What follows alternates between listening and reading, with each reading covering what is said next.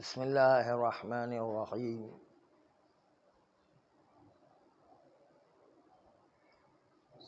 سوال.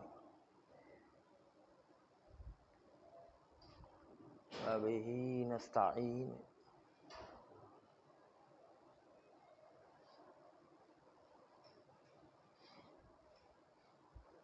وہو خیر معین.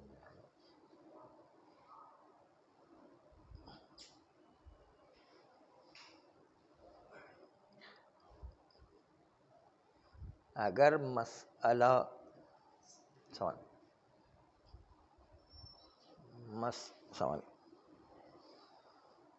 مسئلہ تحصل و سببیت و مسببیت ہو تو اسی طرح ہے کہ جیسے آپ نے مغایرت کا تصور دیا،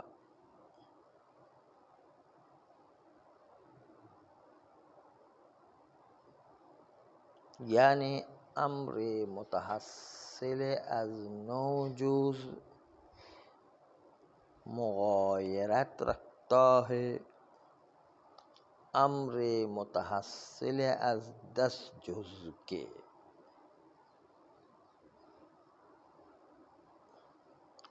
اس لیے کہ امر متحصل از 10 جز لہو صورتون و متحصل از 9 جز صورتون اخری.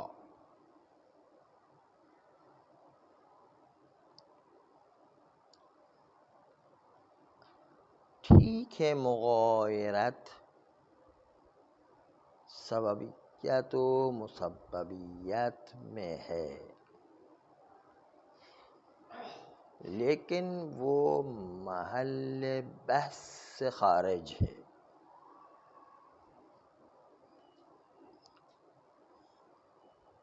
بحث سے اسباب و محصلات انشاءاللہ بعد میں بحث آئے گی. ابھی ہماری بحث مرکب اعتباری میں ہے کہ مرکب اعتباری متحصل از سبب و مسببیت نہیں ہے، بلکہ مرکب اعتباری کا مطلب ہے کہ شارع مقدس نے شارع مقدس نے مجموع اجزاء صلاۃ کو شیء واحد قرار دیا ہے،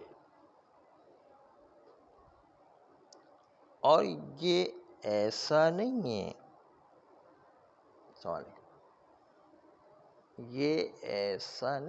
کہ مجموع صلاۃ ایک شیء ہو جو اجزاء کے سبب سے حاصل ہوئی ہو.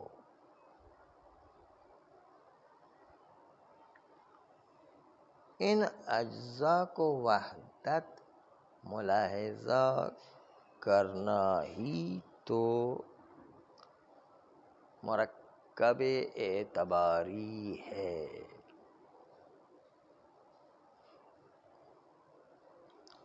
اور شارع بھی ان اجزاء صلاۃ کو وحدت صلاۃ میں اعتبار کرتا ہے تو اس کے پیچھے بھی ایک منشا چھپا ہوا ہے، اور منشا یہ کہ اس سے ایک غرض حاصل ہو رہی ہوتی ہے. غرض معراج المؤمن، غرض نہی عن الفحشاء والمنکر، غرض قربان کل تقی، غرض عمود الدین، السلام علیکم، یہ مختلف قسم کی غرض، یہ دخیل وحدت اعتباری نماز کو ایجاد کرنے ہوئے، ورنہ ہر چیز کو نماز کا جز نہیں بنایا جا سکتا ہے۔ جو چیز غرض میں دخیل ہے، غرض معراج المؤمن میں دخیل ہے، اس کے تحت نماز کا جز بنا ہوتا ہے۔ تو آپ نے دو نقطے ملاحظہ کیے۔ پہلا نقطہ یہ تھا کہ مغایرت جو کل آپ نے فرض کر کے اقل و اکثر کو متباینین قرار دیا تھا، اس میں یہ اس وقت قرار پاتا ہے کہ جب سبب و مسبب کا سلسلہ ہو۔ یہاں پر کوئی سبب مسبب نہیں کہ اجزاء سبب نماز ہو جائیں، ایسا کوئی سلسلہ نہیں ہے یہاں پر، بلکہ اجزاء نماز ہے نہیں۔ یہ ایک بات کہ وہ جو آپ مغایرت کی بات کر رہے تھے سبب مسبب میں تھی، سوال۔ ثانیاً یہ کہ ہر چیز نماز کا جز بننے کی صلاحیت نہیں رکھتی ہے، بلکہ صرف وہی چیز نماز کے جز بننے کی صلاحیت رکھتی ہے جو دخیل در غرض نماز معراج مومن ہو۔ معراج مومن میں جو دخیل ہے وہ جز بننے کی صلاحیت ہے، ہر چیز کو تھوڑے کہ نماز میں داخل کیا جا سکتا ہے۔ اور یہی مسئلہ جو ہے آج تشہد میں علی ولی اللہ جو داخل کیا جا رہا ہے، تو ہم اپنی طرف سے کوئی نماز میں تھوڑی شامل کر سکتے ہیں، وہ غرض میں دخیل نہیں ہے۔ نماز ایک امر تعبدی توقیفی ہے، اللہ کی طرف سے بنائی ہوئی عبادت ہے کہ جو اللہ کے بتائے ہوئے طریقے پر موقوف ہے۔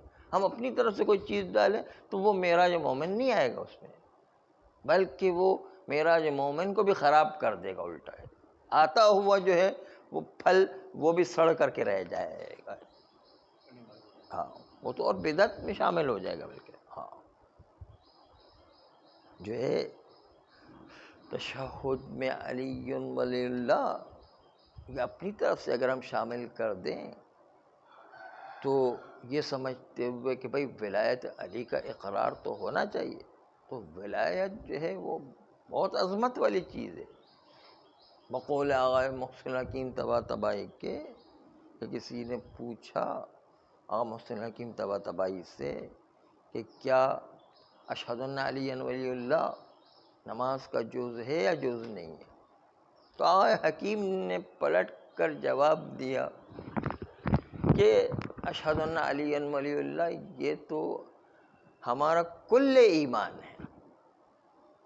اب جز کی بات کریں ہم تو کل ایمان کہہ رہے ہیں، یہ سیاسی جواب تھا، نہیں حقیقی جواب تو نہیں تھا۔ سیاسی جواب جو ہے وہ عوام ایسے ہی سیاسی جواب سے خانے ہوتے ہیں، حالانکہ جواب نہیں تھا، لیکن سامنے والے کے لیے یہی جواب کافی ہے۔ تو حکیم نے کہا یہ کل ایمان ہے ہمارا، اور حقیقت میں ہے بھی، لیکن جز ہے کہ نہیں یہ اصل بات تھی، اس کا تو جواب ہی نہیں دیا نے۔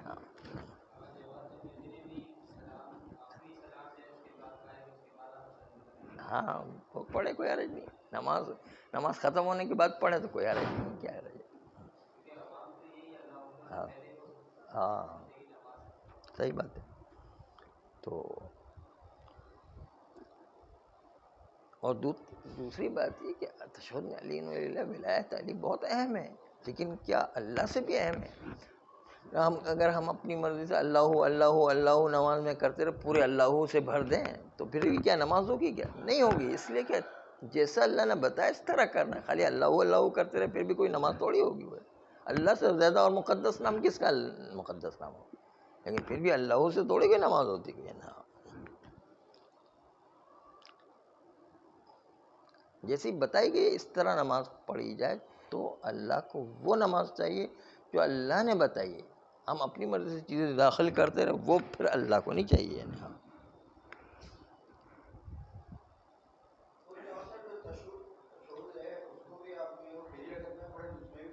ہاں کیا چیز میں نہیں پڑھ سکتے؟ ہاں ہاں بالکل. ہر چیز اپنی مرضی سے تھوڑی کر. وہ جو ہے باقاعدہ جو ہے آغا سیستانی سے ہماری ملاقات ہوئی، جو شاید آخری ملاقات تھی. تو اس میں 20 منٹ صرف اسی بات پر گفتگو ہوتی تشہد میں علی نے ان سے کہ یہ پاکستان میں کیا بلا آ گئی ہے. علی کے نام کے مقدس نام کو سوء استفادہ کر کے عوام کو بیوقوف بنایا جا رہا ہے اور نمازیوں کے درمیان اختلاف ڈالا جا رہا ہے. سوال یہ آغا سیسا نے روبرو ہم سے بات کہی ہے اور یہ کوئی درمیان میں کوئی واسطہ نہیں ہے، روبرو ڈائریکٹ ہم سے کہ یہ کون سی بلا آ گئی ہے پاکستان میں. اور یہ پاکستان میں بلا ہے واقعی، اور کسی جگہ پر نہیں ہے، پاکستان کے اندر سے شروع ہوئی ہے. تو وہ کہتے یہ جو ہے وہ سمجھتے خیال کرتے کہ ہم بہت زیادہ علی کے چاہنے والے ہیں. علی کے چاہنے والے ہیں، علی کے چاہنے والوں کے درمیان اختلاف ڈلوا رہے ہیں، نمازیوں کے درمیان اختلاف ڈلوا رہے ہیں اور اس کے ذریعے سے تشیع کو نقصان پہنچا رہے ہیں. اس لیے جتنا ہو سکے اس کے اوپر ان کو قانع کرنے کی کوشش کی جائے اور جتنا ہو سکے ان کو کسی طریقے سے روکنے کی کوشش کی جائے.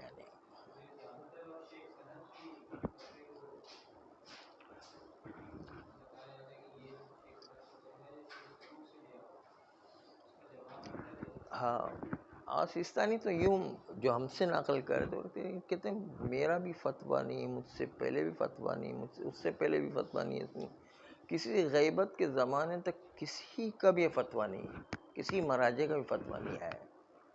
یہ کہاں سے لے کر آ رہے ہیں؟ ہاں تو سیستانی نے ڈائریکٹ کیا ان سے کہا کہ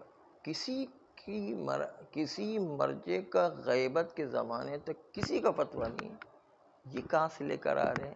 یہ آغا سیستانی کے اپنے جملے تھے. وہ تو چھوٹے موٹے حوالے جو ہے.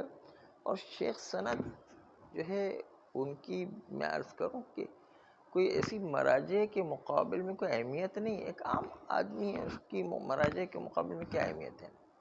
شیخ سند ہمارے ساتھ پڑھتے تھے، ان کی کیا ویلیو ہے؟ اور وہ ہم سے تیز نہیں تھے، اس کی کیا ویلیو ہے؟ وہ ہماری اور سیستانی کی نسبت سے کتنا فرق ہے تو شیخ سند کی کیا ویلیو ہے؟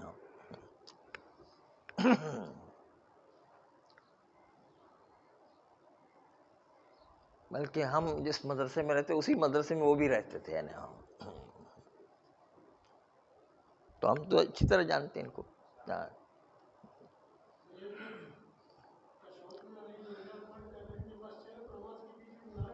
ہاں بالکل نعرہ حیدری ہے.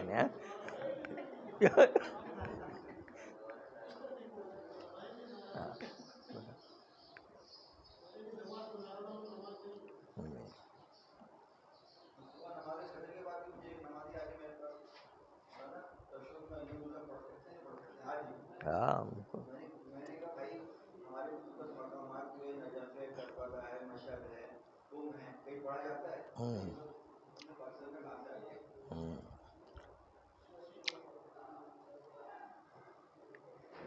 تو فرماتے ہیں کہ بحث ہماری جو چل رہی ہے اس میں جو مغایرت کا تصور دے کر متباینین بنا کے اقل و اکثر کو متباینین کی فہرست میں جاری کر کے احتیاط جاری کیا گیا ہے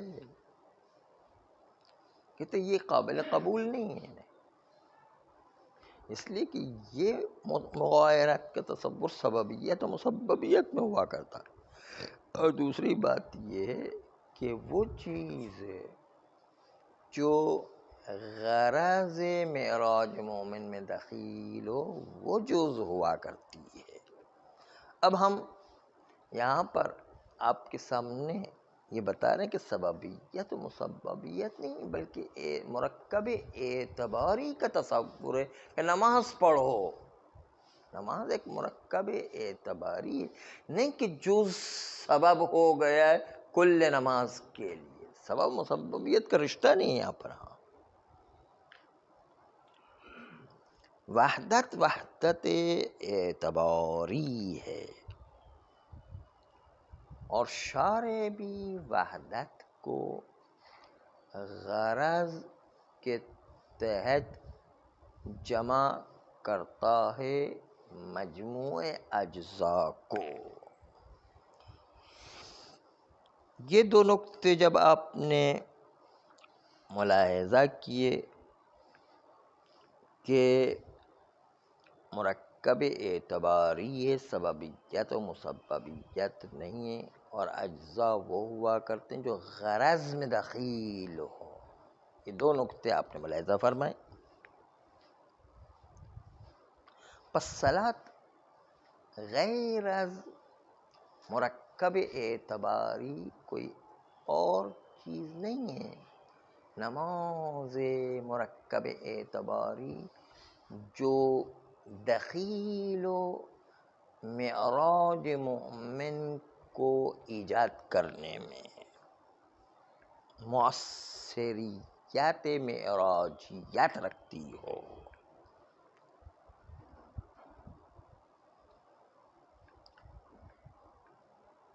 ایسا نہیں کہ صلاۃ مسبب از اجزاء ہو. صلاۃ اور نماز وہی ہے کہ اگر آپ سے پوچھیں کہ نماز کیا ہے تو آپ یہی شمار کریں گے: تکبیرۃ الاحرام، قیام، رکوع، سجود، تشہد، سلام، اور یہ جو ہے یہ چیزیں جس کو روایات میں بھی یوں کہ افتتاحها التکبیر و اختتامها التسلیم، کہ وہ نماز جو مرکب اعتباری ہے جس کی ابتدا تکبیر سے ہو اور جس کا اختتام سلام پر ہو، یہ ہے نماز مرکب اعتباری. اس کے علاوہ کوئی اور چیز نماز نہیں ہے کہ آپ اس میں مغایرت کا تصور و سببیت مسببیت کا تصور لے کر آ جائیں.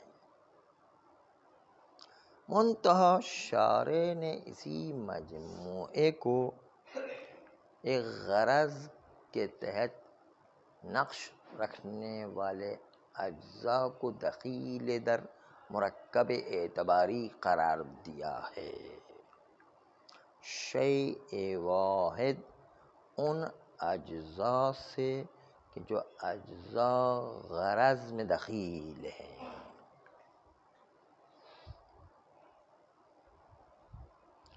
اس لیے کہ شارع کے لیے ٹھیک نہیں تھا کہ مسلسل کہے کہ بھئی کبر، قوم،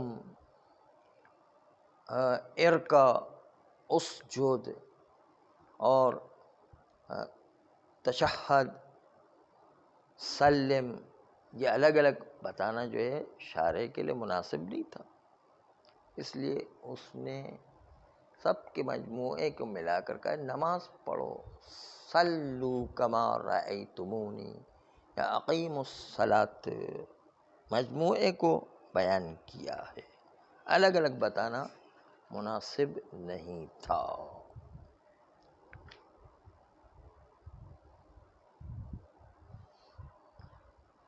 بس جب یہ ایک صورت امر مرکب اعتباری ہے تو اس میں متباینین کا تصور نہ لایا جائے، بلکہ ایک چیز ہے وہ مؤثر معراجیت ہو، اس کو انجام دو.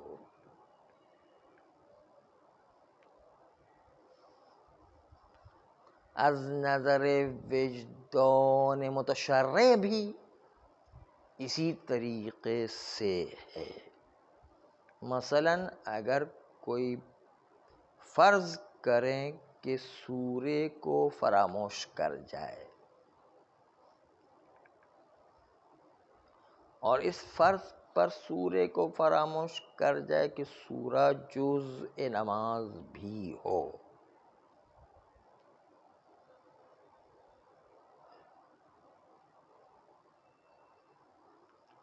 میں نماز سورے کے ساتھ تو پڑھتا ہوں عدم نسیان کی صورت میں،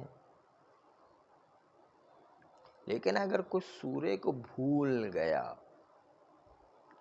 اور اس کے نتیجے میں سورے کو نہیں پڑھا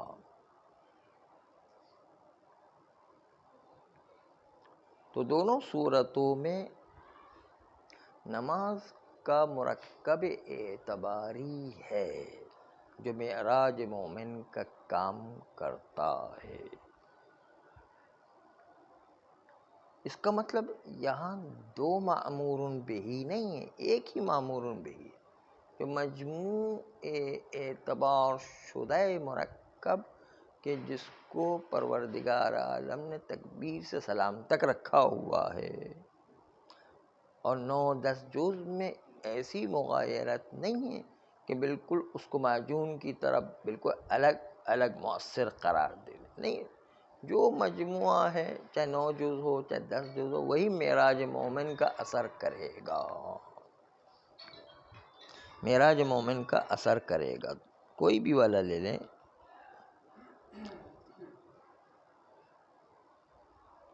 بس دو حقیقت مأمور بہ نہیں ہے جیسے آپ تصور کر رہے تھے، ورنہ تو ہوتا یہ کہ اگر حقیقت نماز 10 جز تھی تو 9 جز والی نماز اس کے اندر معراج مومن وجود میں نہیں آنا چاہیے تھا، اور یہ وجود میں آ رہا اس بات کی دلیل ہے کہ دو کے درمیان یہ مغایرت کی نسبت نہیں ہے، ایک ہی حقیقت ہے جس کو شارع نے تکبیر سے سلام تک ملاحظہ کیا ہے۔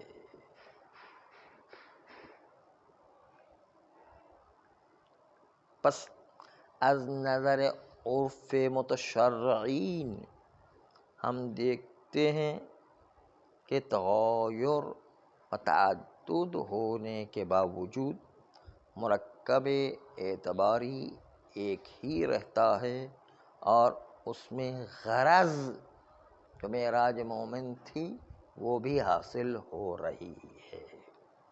پس مغایرت کا وہ تصور جو آپ لانا چاہتے ہیں وہ مغایرت کا تصور لا کر متباینین کی نسبت پیدا کرنا چاہتے ہیں، وہ متباینین نہیں ہوگا۔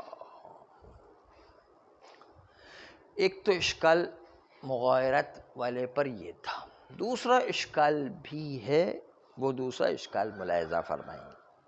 ثانیاً سلمنا کہ چلو دونوں کے درمیان متباینین کی نسبت ہے کہ 9 جزئی الگ مرکب ہے، 10 جزئی الگ مرکب ہے، متباینین، یعنی اقل و اکثر کو عنوان تباین کا مصداق قرار دیں، اور جس طرح متباینین میں احتیاط جاری کیا تھا کہ علم اجمالی تھا کہ نماز جمعہ واجب ہے، نماز ظہر واجب ہے، تو احتیاط جاری کرتے دونوں کو پڑھنا تھا، تو متباینین کا قانون یہ ہے کہ دونوں کو جمع کیا جائے، جمعہ بھی پڑھیں ظہر بھی پڑھیں۔ تو آپ کو اگر آپ متباین 9 جز اور 10 جز کو متباینین مان رہے تو 9 جزی نماز الگ پڑھنا پڑے گی، 10 جزی نماز الگ پڑھنا پڑے گی، آپ متباین مان رہے ہیں نا، متباینین کا تقاضا تو یہی ہے نا، اقل و اکثر سے تو آپ نکال دیا اس کو، یعنی تو متباینین میں تو دونوں کا انجام دینا ہوتا ہے، آپ کیوں پھر وہاں پر یہ کہتے ہیں کہ خالی اکثر انجام دے تو کافی ہے، وہ تو متباین کے قانون کے خلاف ہے نا، متباینین کا قانون تو تقاضا کرتا ہے کہ دونوں کو انجام دو، جمعہ کو بھی انجام دو، ظہر کو بھی انجام دو، 9 جزی کو بھی انجام دو، 10 جزی کو بھی انجام دو، 2 دفعہ نماز پڑھنا پڑے گی آپ کو، کیا آپ اس پر راضی ہیں؟ آپ خود بھی اس پر راضی نہیں ہوں گے. ہاں وہ ایک پڑھ لے تو غنیمت ہے. آج کل روٹی ہاتھ آ جائے تو بہت بڑی بات ہے، دوسرے جو ہے وہ حلوے مانڈے کی بات تو بات کی ہے نا. ہاں تو آج کل تو اتنا بھی جو ہے نماز پڑھ لے تو غنیمت ہے، ایک نماز پڑھ لے تو بھی انسان کے لیے غنیمت ہے. یہ دو دو کے اندر اور مصیبت کھڑی کر رہے ہیں، اور وہ بھی خالی، وہ تو جمعے کے دن ظہر کی خالی تھی، یہ تو ہر نماز میں ڈبل پڑھنا پڑے گی. ہر نماز میں ڈبل پڑھنا پڑے تو آدمی کے لیے کتنی عسر و حرج والی بات ہو جائے گی. یعنی روزانہ 5 نماز کے بجائے 10 نمازیں پڑھنا پڑیں گی. پھر اس میں بھی جو ہے طہارت کے مسئلے، قبلے کے مسئلے، اس میں ہر احتیاط کرتے جائیں گے تو پتہ نہیں کتنی نمازیں ہو جائیں گی. ایک کے بجائے 100 نمازیں پڑھنا پڑ جائیں گی. وہ کہے تو میری تو نماز پڑھتا ہی نہیں میں نے.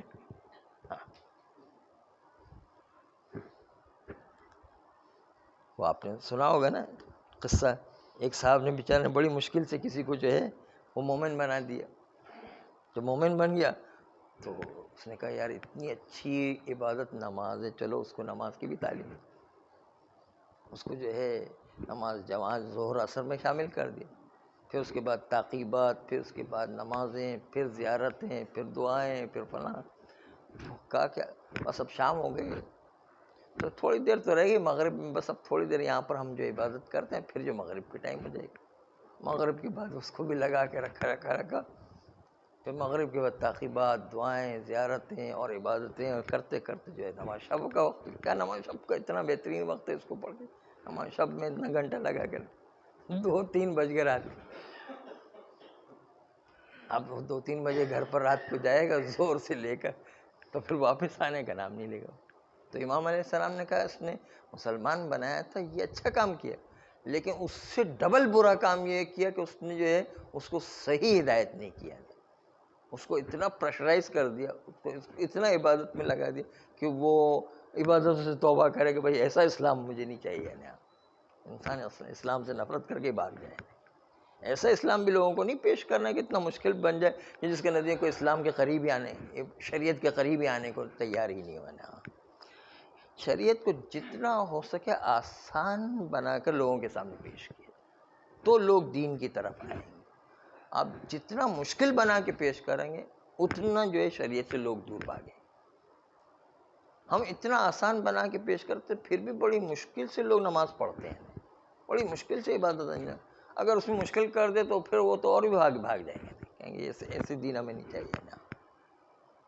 اس لیے شریعت کو جتنا آسان بنائیں گے اور جتنا دلچسپ بنائیں گے، جتنا خوبصورت بنائیں گے، اتنا لوگ دین کی طرف آئیں گے.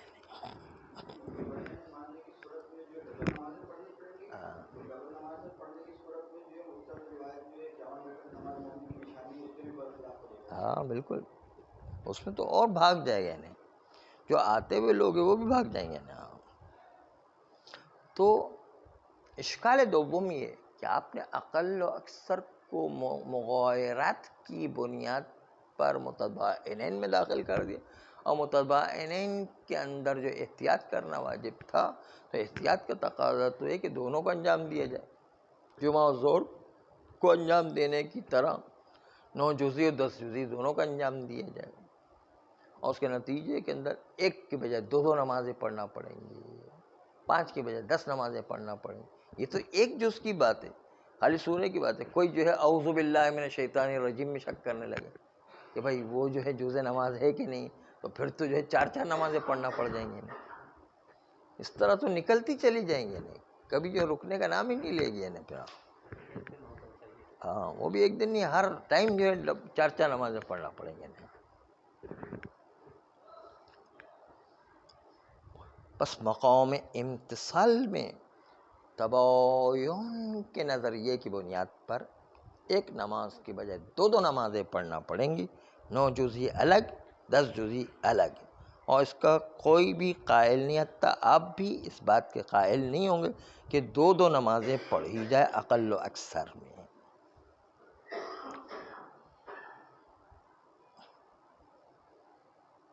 اس لیے کہ اگر صرف 10 جزئی نماز پڑھتے ہیں تو اس سے یقین بے امتصال حاصل نہیں ہوتا ہے، کیونکہ ابھی بھی شک ہے کہ ہو سکتا ہے 9 جزئی ہے، دونوں میں تباین کی نسبت آپ نے قرار دی نا، تو 10 جزئی انجام دینے کے باوجود متباینین کے اندر تو دوسرا جز تو رہ گیا نہیں، دوسری طرف والا تو رہ گیا، اس لیے یقین بے امتصال 10 جزئی میں حاصل نہیں ہوگا اگر تباین والا نظریہ مان لیا جائے تو۔